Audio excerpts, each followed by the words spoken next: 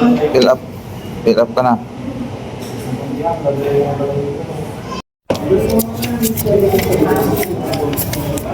Papauwi ka lang din.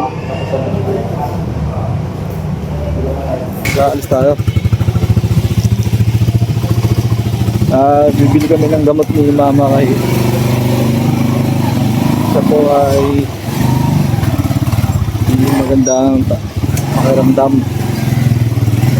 Medyo madilim pa. Ano ba ito? Dahil lang kami saglit ni Papa, bibili kami ng gamot Journey.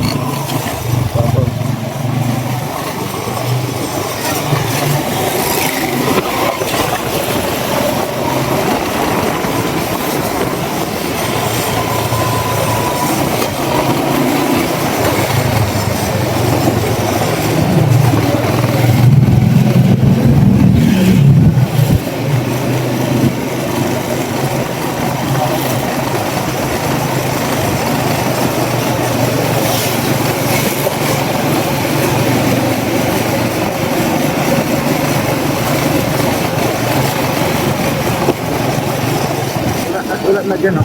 Sarado na dyan eh.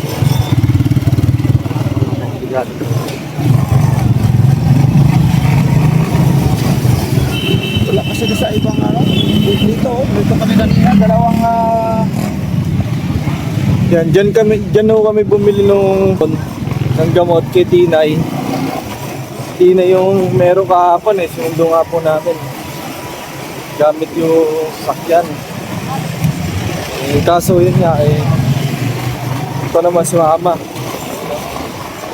Hanap lang po kami ng mga bibila na gamot. Kasi alas 10 na po pasado. Yung mga butika hindi naman na maabot ng ganong oras na po. kulang dito sa Mahan. Meron pa ba? Dito kami mga ka-journey.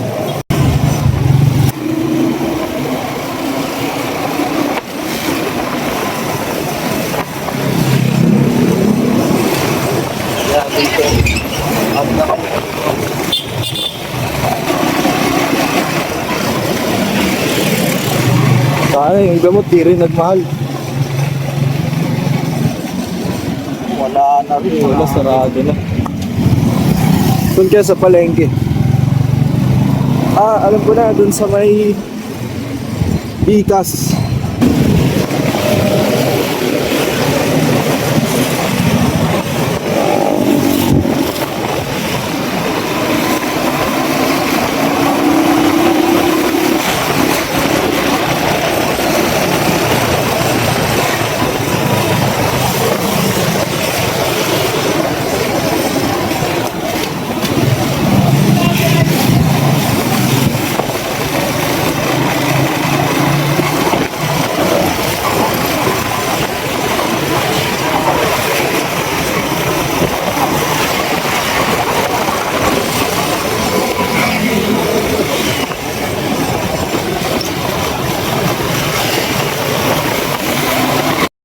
So yun sarado yung mga mga ka-journey.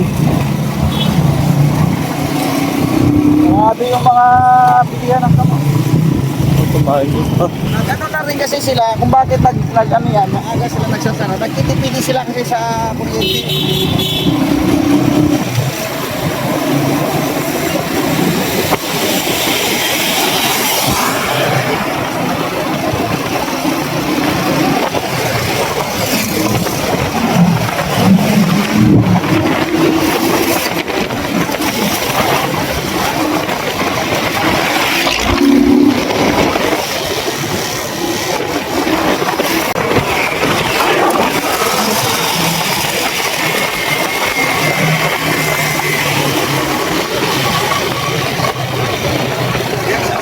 Sarado po yung mga ka-journey, Ang Mercury. sarado po lahat ng bilihan ng gamot. Kailangan na ni mama.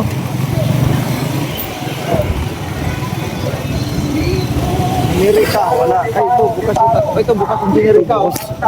Ito, meron po kami nakitang bukas na bilihan ng gamot dito po kami. Walang yung nag-iisang bukas po.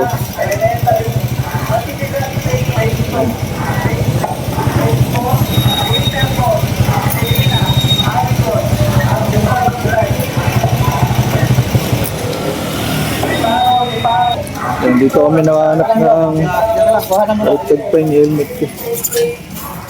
Ayun.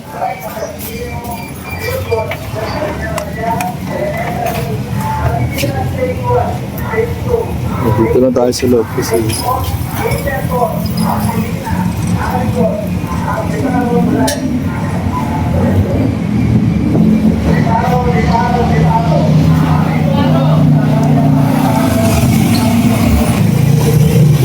ayun o, marami pagsubok.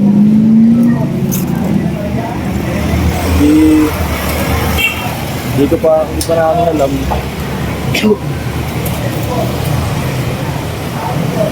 Yung taba na malalampasan eh. Oh, magkasunod po eh. Una si Tinay, pangalawa naman si Mama. Ngayon, dito tayo, naghahanap tayo ng bilang gamot. Ang oras na mga alas 10 pasado na po, no? Ito lang yung nahanapan namin ng bilihan ng gamot na bukas. Yan, natat si Generica. Grabe.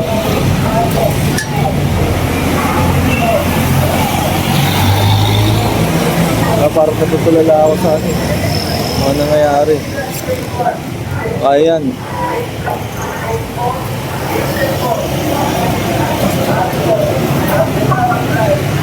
Wala namang may gustong mangyari nito eh.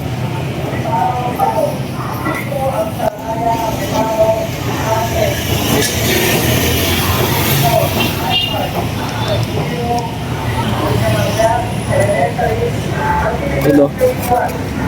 Oh, wala pa nga akong ano ha.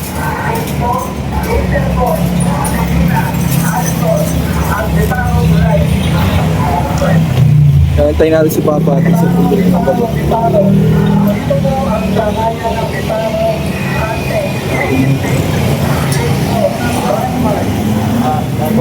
Pipicturean ko lang tong ano, may pinapapicturean lang si Sir. Kuhanan ko lang to.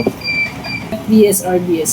Yung FBS, yan yung nag-fasting sara. Oo, Yung nag-fasting. RBS, yun yung hindi, yung kumain na siya. Ayan yung normal, elevated, tsaka high. Okay, maraming salamat po, Sir. Ayan pala. Ayan pala mga ka-journey. Ito yung Para ma-monitor mo monitoring. yung sugar mo. Kasi kung ganyan bumagsak na siya, hindi na siya normal. Oo nga po eh. Ilang beses na po eh. Laging ganun. Kasi nga hindi mo nakokontrol yung sugar, hindi Oo. na mo monitor. Monitor. So yun po mga ka-journey, nakabili tayo. No? Dito tayo nakabili sa Generica. Sa susunod, dito na lang ako bibili kasi marami doon silang stock. Kasi doon sa iba, wala, hirap po tayo makabili nito. Sa Mercury naman, alam ko sa Mercury meron na ito, pero wala na kasi sarado na nga. Pero at least ito nakabili na tayo. Pampauna lang muna, 8 piraso. So, larga na tayo, uwi na tayo. Para makainom na si Ate Meg. Kasi yung ibang gamot naman na nabili na namin, ito na lang. Yung, ito. Ito, di ko mabasa. Sobrang liliit ng gamot eh. Ano eh. Yan siya oh. Oo, yan oh. Buti nga po, meron pang bukas dito na ano. Kaya nga po eh. Nakailang ikot na kami na ano, wala kaming mahanap po na bilian. Dito lang tayo So yun po mga ka-journey, babalik na tayo agad kasi Dito tayo ay para makain po, no. Ay, salamat po sa Ama. Pati sabing nangyayari sa mundo ngayon. Bilihin, tumataas. Siyempre, kasakit sa pamilya. Kailangan talaga eh. Parang ginikisa ka lang.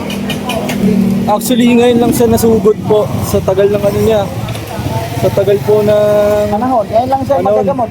Ngayon lang siya magagamot kasi nung mga nakaraan, puro lang kami ano eh, pag naimatay sa hilot, pag naimatay ulit, next week hilot, tapos okay, babalik ulit.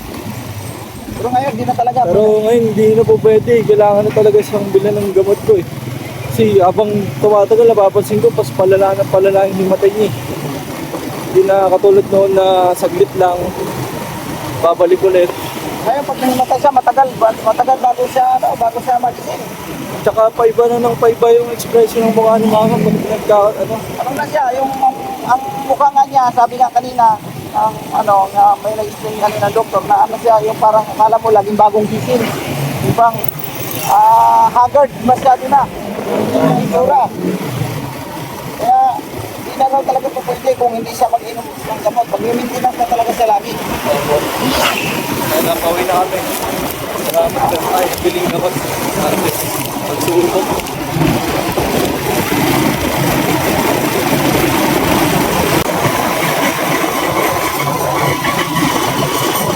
So yun, dito tayo sa bahay. Nakabili tayo ng gamot po. At buti na lang may nakita tayong bukas pa na nabilihan ng gamot po Ito na yung gamot mo. na nag-iba yung ng mukha ni mama. At yun nga, talaga nagsubok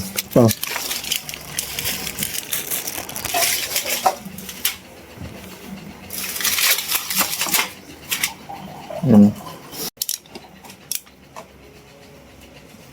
Yan, ito yung gamot na inumin niya.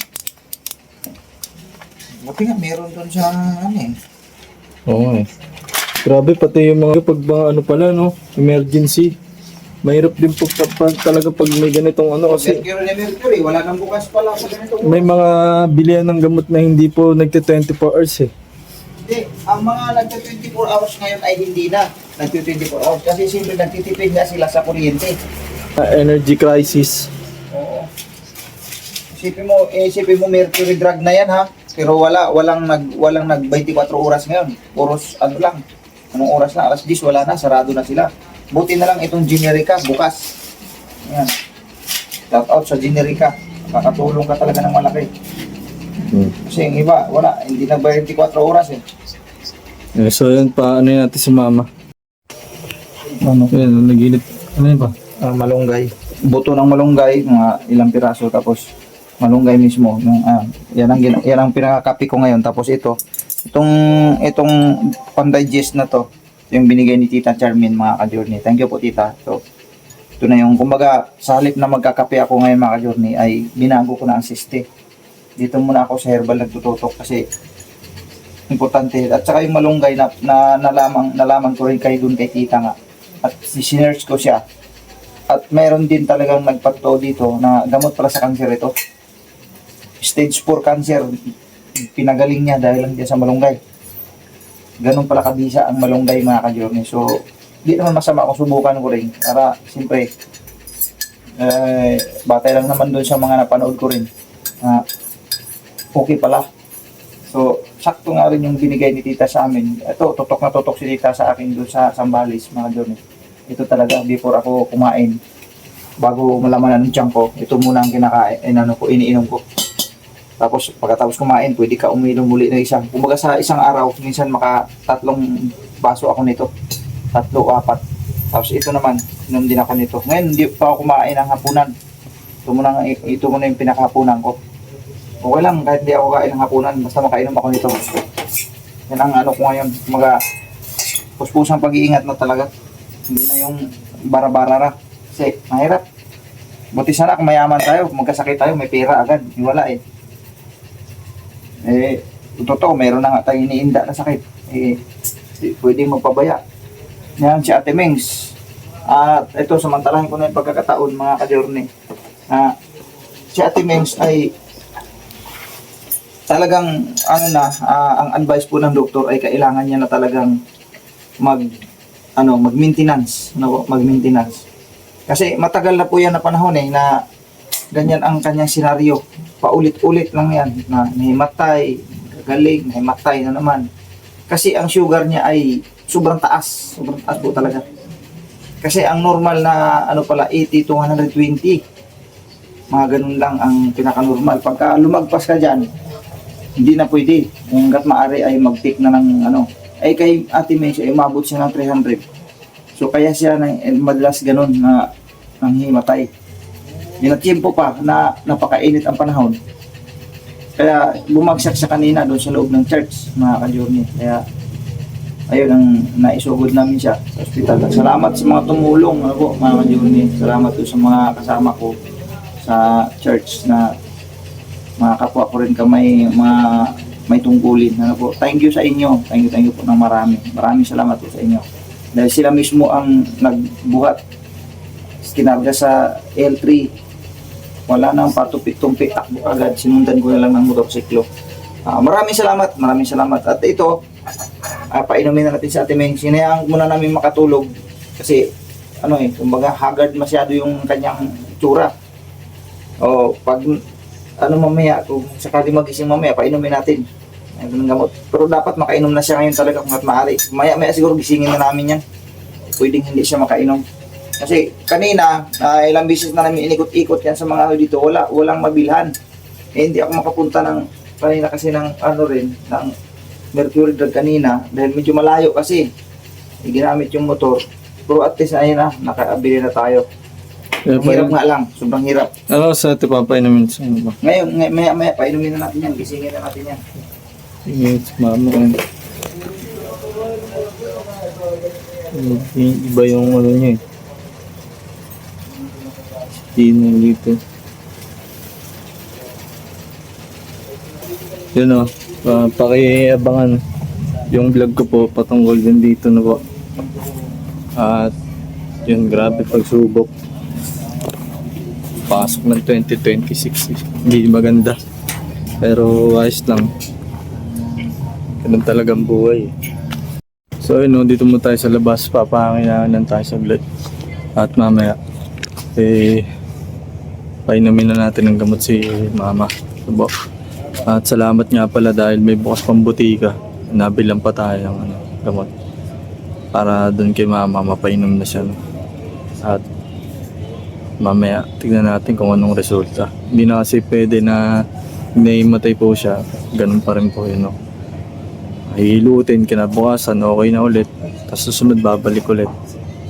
Mananatiling ganun pa rin yung routine niya hanggat di siya na cure o nagagamot yung sakit. Salamat po sa inyong lahat sa pagsuporta at lalong-lalo na sa mga nagmamahal sa Noy Meng's journey. Ano po? At sa mga blessings na patuloy niyong pinagkakaloob. Alam ko may dahilan kung ba't nangyayari itong mga ganitong sitwasyon, pero yun nga, kailangan nating tanggapin na hindi lang blessing yung dapat nating tanggapin. No? Ganun din sa pagtanggap ng mga pagsubok. No? Yan, at salamat ng marami sa inyo. At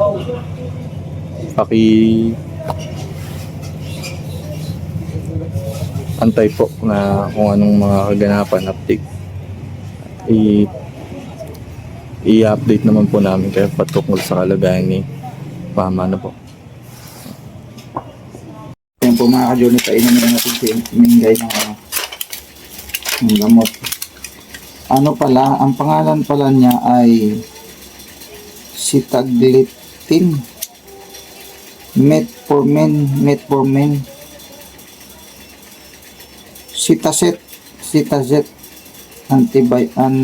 anti-diabetic. Ayan po mga ka-journey, ipakita ko sa inyo. Ayan. Yun po yung nabili namin ngayon. Grabe kahirap bumili, no? Kasi kanina nga, wala rin kanina. Pag uwi namin, naghanap nga rin ako nito. Hindi ako makita sa mga tindahan, yung sa mga yung mga pharmacist, Ngayon, palibasa kasi nga, ginamit din pagdating namin dito kanina ay ginamit ni Makmak yung motor. Hinihintay ko si Makmak, ang oras na rin nakauwi, halos mag-alas 10 na. Kasi galing nga sa church, may mga inasikaso rin. Ngayon, pumunta na kami sa Mercury ang tinumbok ko. Ang Mercury ngayon po mga journey ay sarado sila, no? Walang nag-24. Yung mga dating nag-24 oras, ngayon po iwala na. 2 at 3 Mercury yung pinuntahan namin, lahat puro sarado. So, bili kami doon sa Generica. Ayun po, Generica. Shout out sa Generica. Thank you very much. Yun. Ito, nakabili kami ng 8 piraso muna. Kasi ano, ang isang piraso, 18 pesos. Ang isang piraso, ang kailangan nito ay ganito, 200 kag ganito. 200. Ano pala yung nabili ko? 8. Sabi ko, pauna lang muna. Sabi ko, yung ngayon, painom na din Ate Mengs, mga ka-journey, para ano. Ma, halika na. Ma, halika na. Inumin mo muna to. Wala. Kalimutan ko pala maka ng tubig, ah. Ang po, mga ka-journey, wala sa tubig.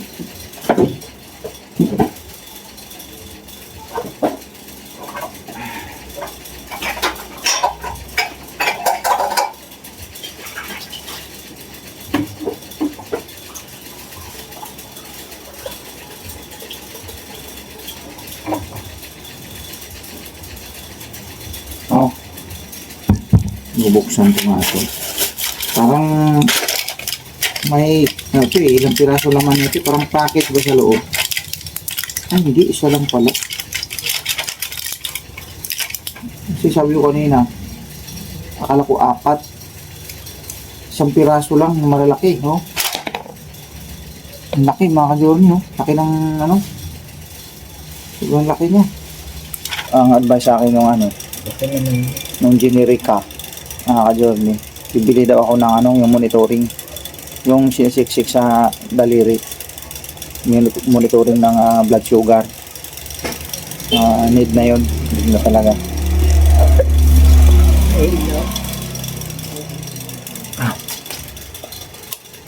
Wala pala madilim, eh. Maingay yung electric pa natin, ah. Yung reseta.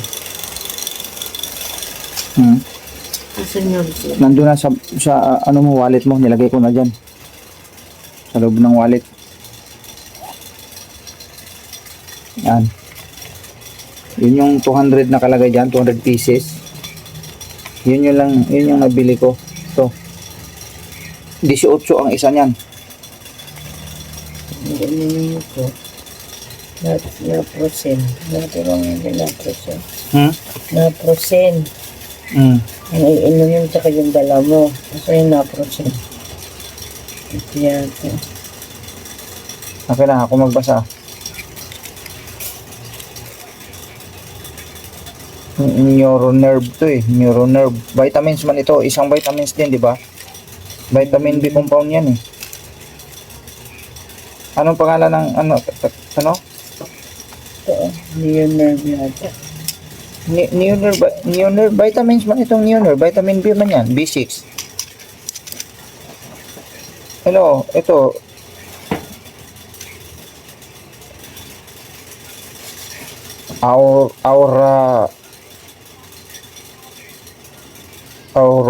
Aurota.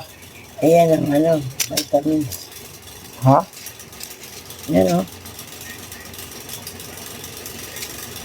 Hindi, ito yung vitamin, oh, nakasulat man talaga to, vitamin B. Ayan, oh. Vitamin B1 plus B6 plus B12. Ito yun, ang vitamins.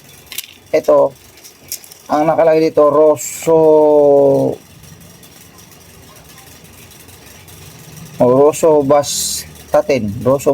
Ayan. Inumin ko isa. Oh, yan. Pagbukas ka isa. Saka isa niyan. Tapos, isa pa. Isa pa, ito, siguro. Ano yan yung Glycoside. sa tanghali yan? Mamaya, bukas na tanghali to. Oh, bali, dalawa dyan sa gabi, isa sa tanghali. O, Ito, yung isa pa. Yung yuta. yuta. Ito kasi pantanghali eh. O, kulang ang pinabili mo. 4 yan sila pa. O, 4 o. 1, 2, 3, 4. O. 3 yung iinumin ko ngayon. O, di, kasama nga yan. 3 inumin mo, isang vitamins. Bali, ito, 2, ito, tapos ito vitamins, isa. Vitamin B, ano to? B6, B12, B1, B6, B12.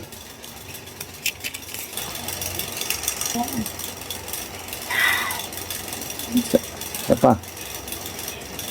Hindi, wala nagigay, ano na, kamo na gina, maintenance na gina nimo. Everyday na gina siya, hindi na pwedeng hindi. Maliban na lang talaga siguro kung mubaba ang imong kwan. Kasi ang gagawin sa iyo kasi, laging follow-up, check-up. Halimbawa, okay na, nami-maintain. Kaya nga ang advice sa akin kanina doon sa generica, nung ako'y bumili ng gamot, sabi niya, dapat sir, bumili ka ng monitoring para kahit niya sa bahay na monitor mo. Yan, pinapicturean niya nga sa akin yung mga guide doon, nandito. Sabi niya, bumili ka niyan. Tapos tinanong ko kung magkaano yung monitoring na yon. Sa kanila 1,300 plus, mga almost 1,400 ang yung parang sinisipit sa daliri. Yun. So, mas magandang mayroon kang ganon sir kasi at least na monitor mo. Yan, sabi niya sa akin. So, sabi ko sige po sir at bibili ako niyan, sabi ko sa kanya.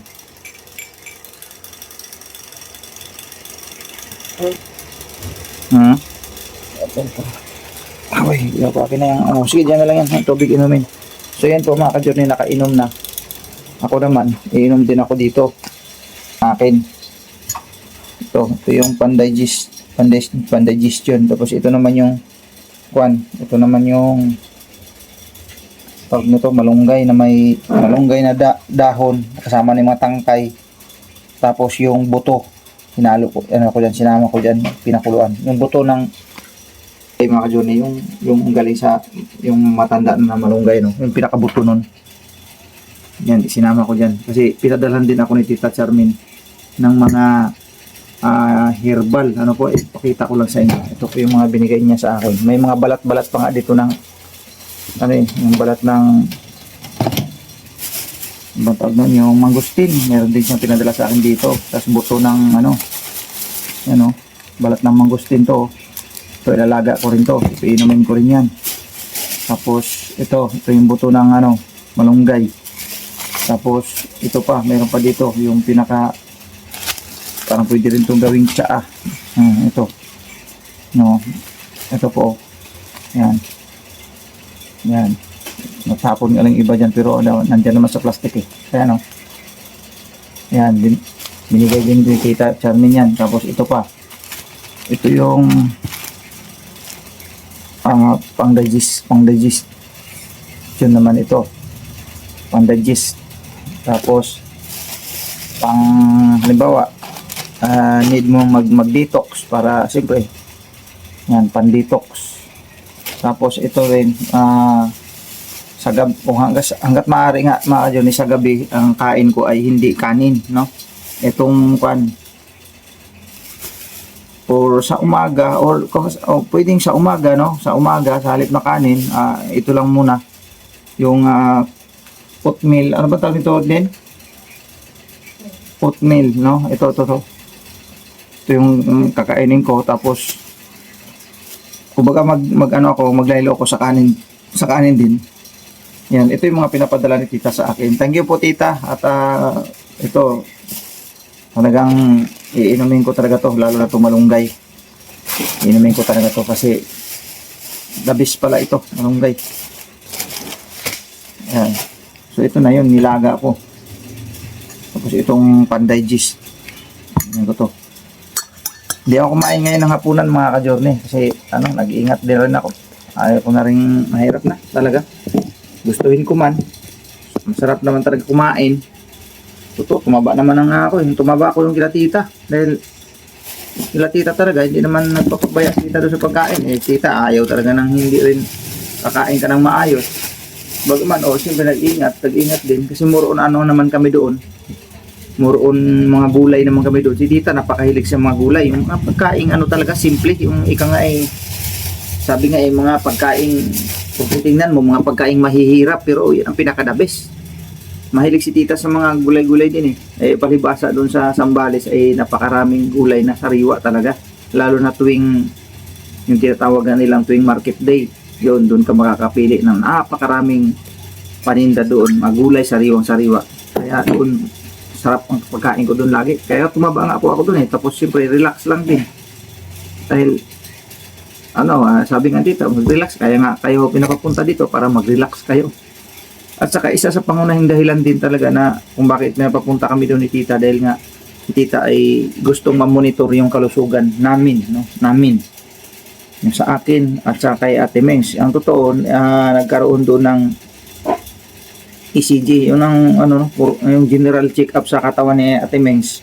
Ngayon ay maano yun, makukuha yun sa Miyerkules. Ano po?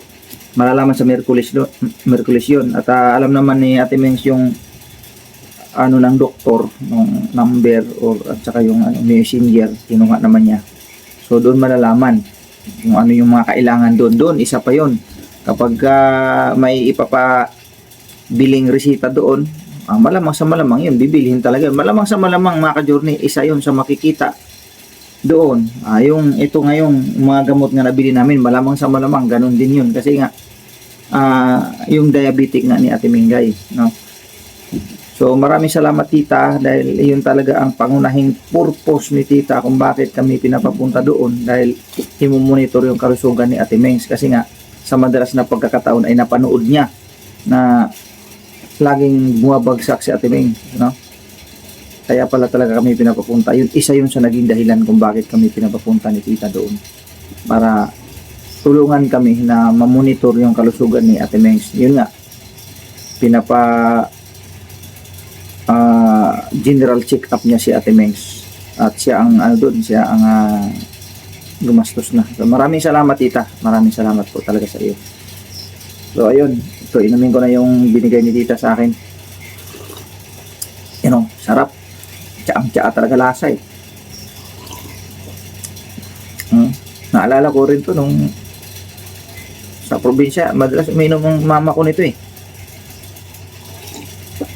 Kasi mama ko mahilig din sa herbal yun. Yung ano-anong mga gamot-gamot diyan sa probinsya kasi namin, kahit yung mga ugat-ugat ng kahoy kinukuha ni mama yan. Tapos yung mga dahon, mahilig si mama sa mga ganito herbal. Hindi sanay sa yung mga medisina, hindi. Kaya maamoy ko pa lang ito. Maalala ko yung mga nilalaga ng nanay ko dati ng lula ko. Nanay na tawag namin nun. Pagka maamoy ko ito ganyan, no? Yung mga kahoy na kung saan nung kinukuha, yung mga kahoy, yung makikita mo yung talagang sanga ng kahoy. Hindi ko ano ba meron dyan. Tapos pag nilaga siya, ang kulay ng tubig is pula. Mga ganun. Tapos minsan mga kanang bitang ugat sa kahoy. Ang tawag sa ugat sa kahoy sa Bisaya, gamot. Gamot. Hindi gamot na gamot ang tawag yan, yung ugat ng kahoy. Yung naman nakalubog sa pagka binunot mo, makikita mo yung ugat ng kahoy. Gamot ang tawag doon, gamot sa kahoy. Yan, maraming mga kinukuha nanay ko yan noon, herbal. Kaya pag naamoy ko to, ganito talaga eh. Pero ano man inumin siya, yung para bagang hindi mo mawari kasi iba talaga lasa eh, pero wala kang magagawa eh, yung kasi the best eh, sa katawan. Yan, pag matapos to, yung isa nitong inano ko na to, hindi pa yan pwedeng itapon kasi pwede pa yan isa pa, kasi ang isang ganito pa lang sachet na to, 2 beses mo pwedeng gamitin. Ang sabi ni tita sa akin, 2 beses. Kung baga ito, takpan ko lang to, ilagay ko lang to sa tapos bukas pwede ko to lagyan ulit ng init tubig. So, isang baso pa ulit. So mga ka-journey, hanggang dito na lang yung vlog ko. Maraming salamat po mga ka-journey. Yung update, yung patungkol sa kanyang mag-ina, kay Pau-Pau naman ay ipa-ultrasound namin yan, no? Pero di pa namin alam kung kailan kasi ang balak sana bukas. Kaya lang, siyempre, inano pa natin yung kondisyon ni Ate Mengs kung kaya niya na bukas na mag-aalis kami. Total, may gamot naman na siyang iniinom. Kung kaya na, magpapa-ultrasound kami, mga ka-journey. Ipapa-ultrasound namin si Pau-Pau. Tapos, sabi nga ni Ate Mengs kung pwede ipa-x-ray na rin. Yun, kumbaga, kasi kung minomonitor natin si Ate Mengs ngayon, mas lalo minomonitor natin si Pau-Pau kasi siya ang una nga nagkaroon ng problema ng mga nakaraan, kaya nga natin ay sugod din sa ospital. So yun po mga ka-journey, hanggang dito na lang. Ayan si Dudong nandito. Dudong kasama ko ngayon. So hanggang dito na lang, no? Stress. Ganun talaga, normal na sa buhay natin to. Sanay na kami sa ganitong buhay mga ka-journey. Maraming salamat po sa inyo. God bless po sa ating lahat. Bye bye po mga ka-journey.